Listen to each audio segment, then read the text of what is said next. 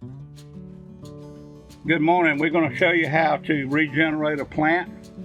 And regeneration in these containers work really good, especially with peppers, eggplants, and you can actually do tomatoes. Tomatoes don't do quite as well, but the eggplants and the peppers, when you cut them back the way we're going to show you, do very well, and they come back very good. And this particular plant has already been growing in this container for a couple of years, and you can see where we cut it back before.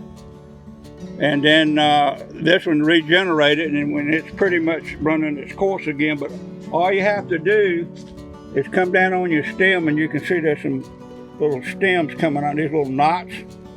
Just come somewhere like this and cut this on an angle, and there you go. And then you can properly dispose of this or put it in your composter.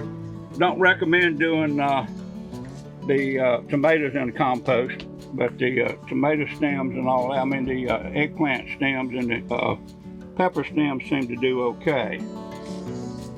So once you do this, we use mycorrhizal and trichoderma that we mix in distilled water and enzymes, and these give us a solution, and we'll put about a quart of it in one of these and thoroughly saturate it, and then it'll start sprouting. And another thing you want to do where this cut is take some cinnamon and dampen your finger and put it in the cinnamon and dab cinnamon on the end of this. This will help protect that cut.